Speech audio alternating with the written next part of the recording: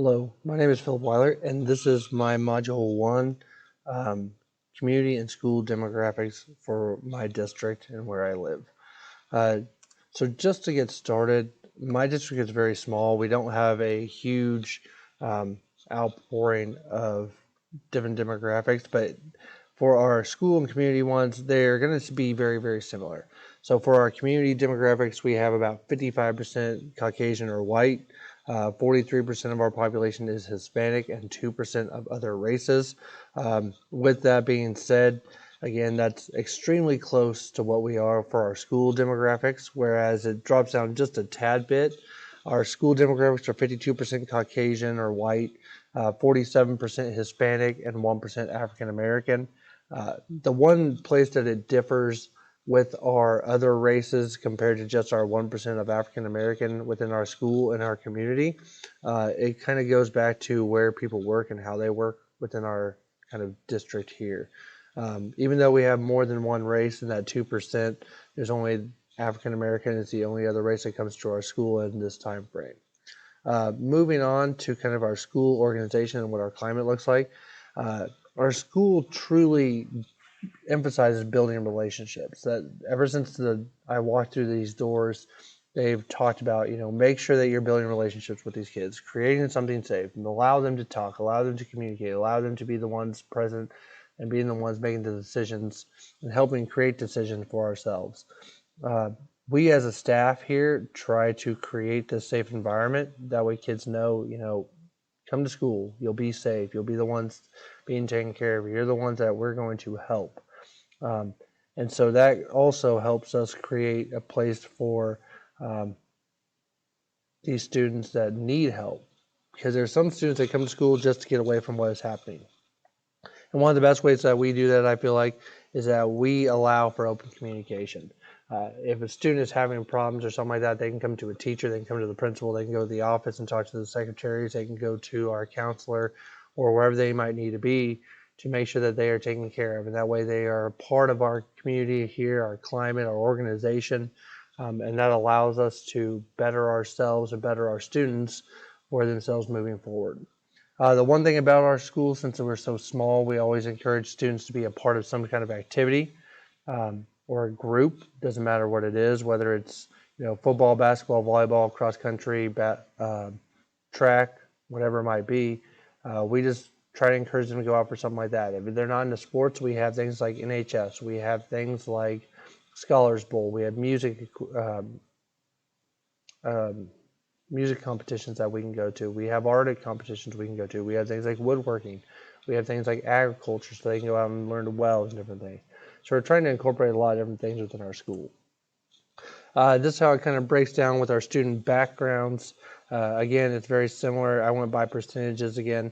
52% white, 47% Hispanic, 1% African American. Again, it gives a background of what our students' race and ethnicity is here in our district.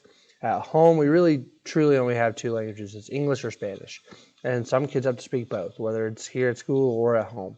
So that creates a frustration for some students based upon what is happening here within our district. And it causes some issues with communication with parents because the child has to communicate with their parent about what might be going on or what might be happening. Socioeconomic status for our little district here, about 47% of our kids either have free or reduced lunches. So almost half of our kids have a lower income family or something like that to be a part of this lower end of our school district. The one thing about it, though, we only have a 0.6% dropout rate. So that's less than one kid per student or per class. So that's really good for our district. That's below even the state average. So that's really good. Our median income here is $57,000, and that's based upon usually two-family homes.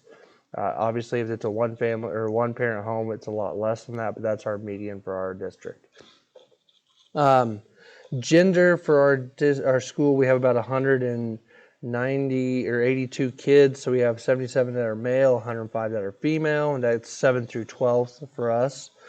Age, I didn't really get an exact age, but I got grade. So we had 28 7th graders, 8 32 eighth graders, 36 ninth graders, 34 10th graders, and 24 11th graders, and 28 12th graders. So the younger kids make up a good population of our school background, but we're still fairly even from the smallest class to the biggest class. Our reading, we had fairly decent test scores. We're kind of in that median. We have a lot of level 2s and 3s, 40% at level 2, 30% at level 3, and this is all based upon just our high school, so this is 9th through 12th.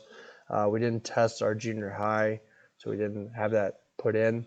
For math, again, same thing. We're more level 1 and 2, so we're on the lower end of some of our learning. Science, we're kind of lower level 1. Level 3 are our best ones at 36 and 31%.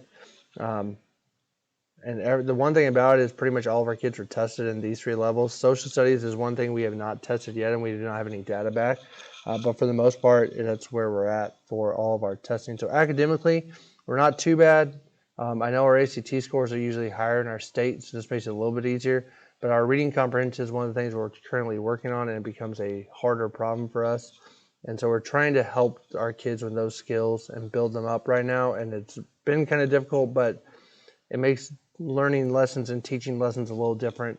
And it makes us have to adapt and change some of the things we do here in our school district, but it's not that big of an issue yet. And then educational options for ourselves. So we have different educational placements right now. We're evaluating students on a year-to-year basis based upon how they are going in their grades. Here up in the high school and junior high, as long as you don't fail the class, you don't have to retake it. As long as you don't fail more than 3, you're not held back a grade technically. But that's only in our 7th and 8th graders. So we do KELP testing, we do state testing, and we do some other testing to see where kids fall and align with. For learning accommodations, we have things like ESL to help those students that are Spanish learning. We have HPEC, which is our SPED teachers that, if you have an IEP, that's where you go. Same thing with Title I to help with reading and math, and we have Gifted to help with some of those students there. For testing accommodations, it just depends on what your IEP is or what the Title I or whatever says that it needs to be. So my reflection, I didn't write anything on this page, but I wanted to just kind of talk about, this was learning more about this information was really good for me. It gave me a better background of what our students are living in, what our students are dealing with, and the problems that we are seeing. And I think it accommodates with what we need them to do and how we need them to do their things. I think it really gives me a better background and understanding of what students are going through on a day-to-day basis at home. And I think that students really need some support. And that's where I'm glad I found this information and got this information from my district to help myself and help change how I might teach things or lessons or what it might be to create a better opportunity for them. And that's about it. Thank you.